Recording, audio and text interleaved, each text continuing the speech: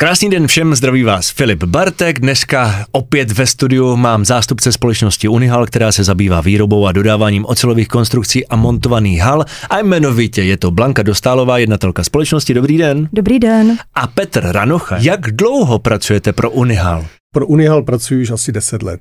10 roků. Tak to je víceméně už od začátku, ne? Ano, prakticky jsme spolu začínali a za tu dobu Petr nasmlouval zakázky téměř za 3/4 miliardy korun a zobchodoval mnoho zajímavých staveb, které jsou i úspěšné a před hodnotící komisí například ve stavbě roku Peťa zobchodoval jednu halu, která získala hlavní cenu ve stavbě roku a jednu halu, která získala aktuálně čestné uznání. My jsme se o tom minule bavili, ano. Že by se to mohlo povést, takže se to povedlo. To se povedlo, to je Peťova hala. Jo. Výborně. Můžete nám něco blíž o té hale říct?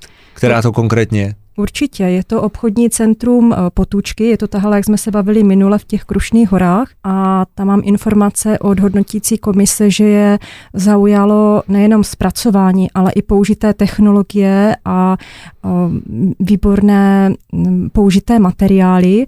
Říkali, že byli až milé překvapení, jak krásná hala uprostřed Krušných hor se nachází.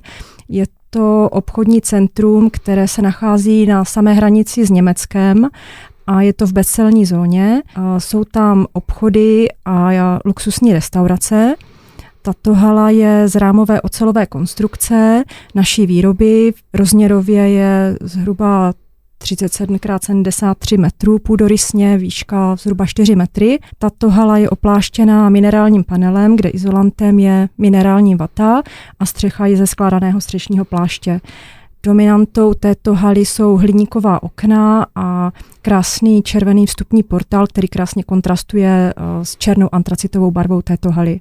Každá hala je originál, každá hala je výzva, jo. Každá hala prostě vyžaduje opravdu jiný přístup k tomu zákazníkovi jako takovému.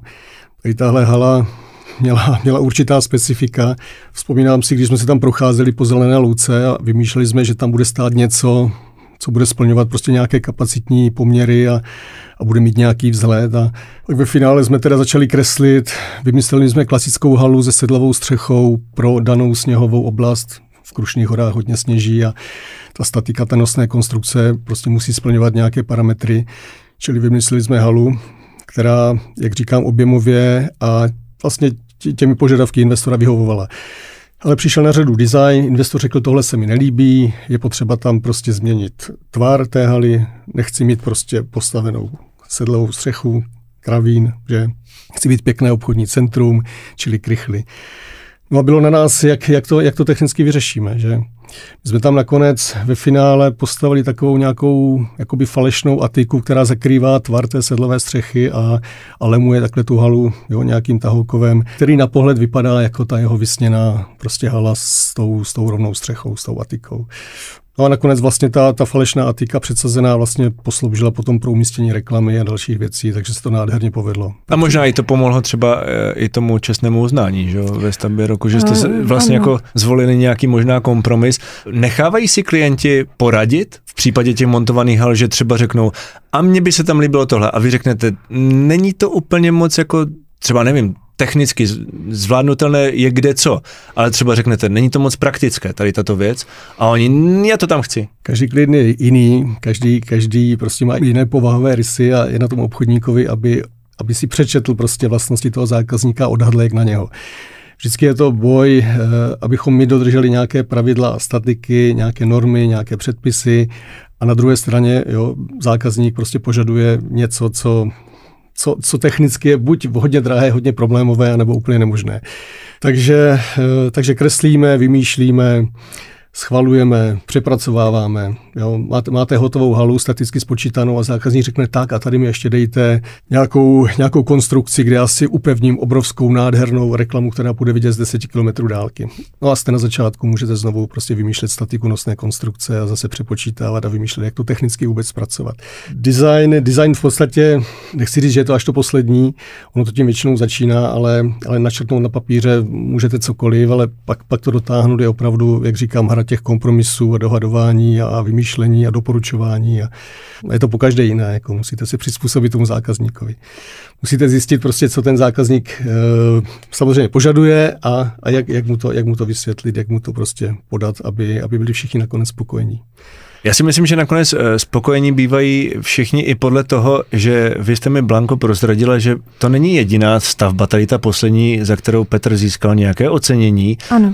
Můžeme se bavit i o další stavbě, kterou jako je třeba zmínit, protože sbírat ta ocenění není jenom tak. Mm-hmm. Tato hala získala čestné uznání, co jsme teď prezentovali, obchodní centrum v Potůčkách, ale s Petrem se nám v roce 2020 podařilo získat hlavní cenu ve stavbě roku Zlínského kraje a bylo to za krásnou administrativně výrobní halu v Kroměříži, hala Global Business, kde jsme dodávali také halu z rámové ocelové konstrukce naší výroby. Byla to ve výrobní části ocelová konstrukce opláštěná minerálním panelem. Hala byla doplněna o mostový jeřáb nosnosti 3,2 tuny a k tomu je přilehlá administrativní budova, kterou jsme také opláštili. A tato hala zaujmula komisi natolik, že nám dali hlavní ocenění tenkrát. Takže za to jsme moc rádi a moc si toho vážíme. Petře, vy už jste to tak trošičku naťukl, mě při tom vašem povídání napadla taková otázka, že je to vlastně docela dost o hraní a kluka to může bavit. Co vás nejvíc na těch montovaných halách baví? Je to právě to hledání těch kompromisů, vymýšlení cest, kudy to povede a tak dále? Nebo co je to, co vás naplňuje při téhleté práci? No nevím vyloženě odkud začít, ale tak u těch montovaných hal bych asi vypíchnul tu rychlost té stavby. Prostě na jaře si procházíte po nějakém pozemku a na podzim už tam prostě stojí krásná, nová, vonavá hala, že vedle stojí nadšený zákazník, že se to všechno povedlo. Tak tohle je asi to první, co mě napadá. Ale jinak samozřejmě je to i to, že každá ta stavba je v něčem originální, nikdy nejsou haly stejné, mají různé podmínky, mají různé využití. Jiná stavební parcela, tady zrovna tahle hala, ten Global Business, tam to bylo zvláštní v tom, že jsme měli postavit halu pro nějakou výrobní kapacitu, pro nějaký počet lidí v administrativě a přitom to bylo v zástavbě, kde ten pozemek byl velmi, velmi omezený. Nakonec jsme teda vymysleli halu klasického tvaru, podélného, ale na to jsme museli napojit administrativu, která se otočila o 90 stupňů a připojila se k té výrobní hale jakoby do tvaru T. Ale stejně chyběly prostě prostory, takže jsme potom šli až do 3 pater vlastně, že, té budovy. Tím nám samozřejmě narostly požadavky na požární odolnost, takže jsme dokonce museli přistoupit na jakoby kombinaci materiálu pro nosnou konstrukci. Že. My jsme tu výrobní halu postavili klasicky jako s ocelovou nosnou konstrukcí. U té administrativy jsme museli potom přistoupit na železobetonovou konstrukci, takže jsme si krásně vyzkoušeli prostě obě varianty na jedné stavbě. Administrativa byla pojatá opravdu velmi luxusně. Vzpomínám si, že jsme vymýšleli prostory pro zaměstnance jako posilovna, sauna, vinárna, prostě něco, co úplně běžné není. V patře tam byly nádherné prostory připravené pro stravování těch zákazníků. Jídelna, luxusní jako vývařovna, nejmodernější, kterou jsem viděl, všechno v nerazu, nádherné prostě. Jo. Myslím si, že ta hodnotící komise jako neměla těžkou práci. Jo. Přišla a viděla, že tohle je opravdu skvost a že je to něco, co se jenom jako tady v té oblasti montovaných hal nevidí. Takže mohlo by být i tohleto, že to je to, co vás na těch montovaných halách baví. I třeba ty technologie, protože že doba se posune pořád dopředu, objevujete třeba i nové materiály, nové, jak už jsem říkal, cesty k tomu, jak to postavit tu montovanou halu, které právě společnost Unihal dodává a vyrábí. Tak i tohleto může asi být to, co člověka na tom baví. Tak ano, určitě. Tady zrovna u této haly i při té realizaci jsme řešili nějaké prostě více práce, něco, co investor prostě vymyslel až při té realizaci, nevím, napadá mě, chtěl vidět ze své kanceláře do výrobního provozu, tak jsme mu tam budovali nějaký průhled, prostě nějaké velké okno, že a tak dále. My teďka právě nově vymýšlíme, jak se těmto věcem vyhnout. Máme představu, že nám v tom pomůže virtuální realita, kdy zákazník, pokud bude mít nějaký návrh, už nějakou vizualizaci, tak si nasadí prostě VR brýle, vstoupí do své budoucí haly, prohlídne si všechny prostory, promyslí si, jak by chtěl, Jo, a myslím si, že o to posune dopředu. Realizace potom bude jako bezproblémová, že nebudou tam žádné věci, které se budou improvizovat, prostě na stavbě, budou se dodělávat, ale prostě všechno bude promyšlené, hotové a ten zákazník bude ještě spokojenější, protože prostě měl možnost on sám na začátku zasáhnout prostě do toho, jo, do té dispozice té haly. Tady ta virtuální realita samozřejmě není nový pojem, že? Mm-hmm. Jako v herním průmyslu se to používá už hodně dlouho, ale v tom průmyslu myslím si, že to ještě zatím nedoceněné. My si o to slibujeme i to, že při konstrukci dokážeme si prohlídnout prostě všechny detaily té haly, jo, umístění schodiště, umístění nějakých pomocných konstrukčních prvků. Ve finále vlastně před realizací i ten realizátor vstoupí do té haly a dokáže si představit perfektně, jak vlastně tu halu bude montovat, co udělá první, co udělá druhé. Jo, může se zeptat projektanta, jak myslel, tam jo, nějaké technické řešení, technické spoje. Může odhadnout, jakou techniku na to bude využívat. Jo. To všechno prostě povede zase ke zrychlení těch staveb, k bezchybnosti, k ideálnímu výsledku. Jak dlouho trvá, než se zrealizuje vaše nasmlouvaná zakázka? Tak vlastní realizace jako stavba, jo, která začne na připravené spodní stavbě, na připravených základech, je otázka týdnů. Jo. Ta hala vám roste před očima, každý týden je tam kus něčeho nového. Déle trvá nějaká příprava samozřejmě. Ve finále, jak jsem říkal, na jaře se podíváte na stavební parcelu, na podzim tam něco stojí. Drtivá většina toho je příprava projektu, hlavně vyřizování stavebního povolení, prostě boj s úřady, hasiči, hygiena, prostě všechny tady tyto dotčené orgány, které to neskutečně zdržují. Vlastní stavba už je radost, prostě to je otázka opravdu jenom týdnů. Tím se vaše společnost, paní Dostálová, vyznačuje, že vy jste i o tom mluvila už předtím, že prostě Unihal dokáže dodávat montované haly v rámci několika týdnů. Tohle je právě ten benefit. Je to tak. Paní Dostálová, teď se zeptám vás. Vy jste zatím poslouchala svého kolegu z obchodního týmu. Kolik vlastně obchodníků u vás ve společnosti Unihal pracuje? Současně máme 3 obchodníky a 1 obchodní asistentku. Tento tým si myslím, že je ideální pro to, aby jsme splnili požadavky našich zákazníků na rychlost zpracování poptávek a umíme poskytnout bezplatné poradenství, umíme zajet na stavbu a myslím si, že tady právě v tomto složení jsme velmi rychlí a pružní a myslím si i, že je to naše výhoda. Jak jste teď, protože přece jenom ti stavaři jsou takový jako spíš mužský kolektiv, vy jste teda říkal, že sice v obchodním týmu máte i ženu, ale jak jste zvládali teď třeba mistrovství hokeji, mistrovství ve fotbale? Nebyl problém, že by chtěli jakože ti vaši zaměstnanci třeba trošičku posunout nějakou tu zakázku? Chcete vědět pravdu? Ano. My jsme měli večírek, my jsme slavili 10 let letos. Aha. Bylo to, Peťo, kdy? V květnu to bylo, myslím. No a tak zrovna bylo mistrovství, to bylo hokej. Hokej. No tak se přerušil večírek a všichni jsme se povinně dívali na hokej. Ale večírek přerušit je v pohodě, stavba by byla horší. No to je pravda. Kolik zakázek během období například 1 roku je možné nasmlouvat? To se ptám teďka, Petře, vás jako obchodního zástupce. Kolik je možné nasmlouvat zakázek za rok? To je složitá otázka. Vždycky se to musí sladit s kapacitama výroby, s kapacitama montážního týmu. Nám se dařilo zpočátku nasmlouvat několik desítek hal ročně. V úplných začátcích, kdy jsme měli omezené kapacity výrobní i montážní, tak jsme dokázali udělat do 10 hal.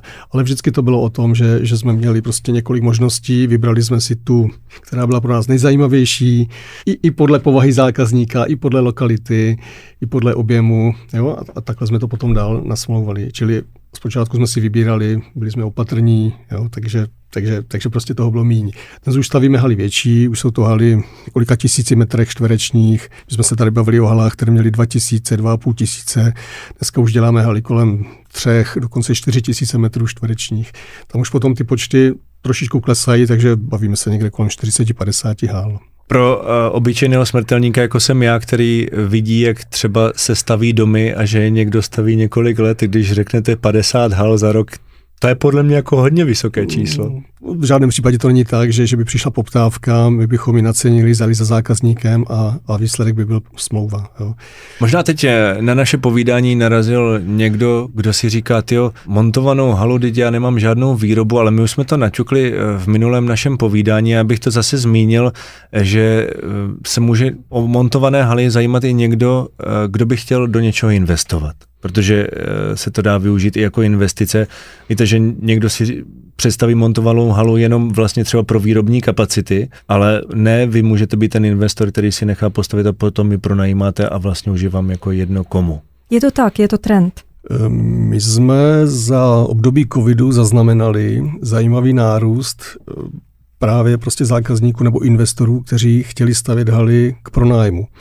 Vyslechli jsme si spoustu příběhů, že prostě mají připravené nějaké finanční prostředky pro jiné projekty, ale že se jim jeví jako nejzajímavější prostě investovat do stavby haly a potom pronajímat haly prostě pro různé účely. Toto byl dost těžký úkol, protože tito investoři málo věděli, jaký bude ve finále v té hale provoz. Takže jak nastavit požární odolnosti, jak nastavit velikosti jednotlivých místností, jak nastavit administrativu. Jo? Takže taková nová disciplína, takové nové odvětví tady v těch halách. Ale myslím si, že jsme s úspěchem navázali. Máme developery, kteří staví prostě jenom na pronájem. Jo? Zajímavé zákazníky, kteří dělají právě ty největší haly prostě pro různé účely.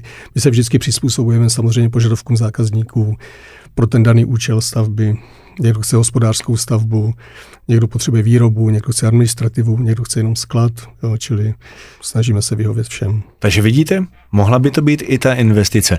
Vy už, jak už jsme zmiňovali, spolupracujete 10 let. Potkáváte se i mimo práci? Ano. My jsme například teď s Petrem běželi zlínský půlmaraton, tady ten festivalový, ještě teda s jedním obchodníkem a jedním kamarádem.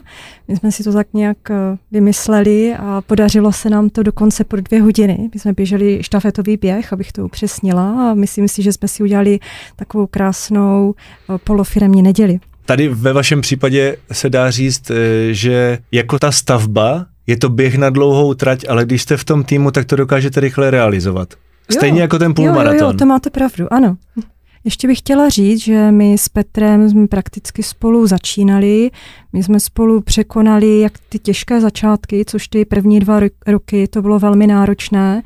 To byla velká fluktuace lidí, málo zakázek, nebylo ještě jméno tak vybudované, takže to jsme spolu nějakým způsobem překonali. A potom i tu poslední krizi, kdy taky nebyl materiál, vysoké ceny, došlo i k výrazným změnám uvnitř firmy. Takže toto se nám spolu podařilo velmi úspěšně překonat a vždycky jsem se o Petra mohla opřít a za to si ho velmi vážím. Já si myslím, že tak vypadal i ten rozhovor, protože posluchači to nevidí, ale šlo vidět, že se o něj opravdu můžete opřít. Ano. Tak já moc děkuji za milé povídání o montovaných halách. Zase jsme se dozvěděli něco nového. Doufám, že se zase společně potkáme u dalších vašich třeba úspěchů, zážitků, u nějakých ocenění. Dnes se mnou ve studiu byla tady Blanka Dostálová, jednatelka společnosti Unihal, a její kolega z obchodního týmu Petr Ranocha. Já moc děkuju. My také děkujeme. Taky děkuji. No a kdybyste se chtěli o montovaných halách samozřejmě víc dozvědět, tak webovky www.unihal.cz.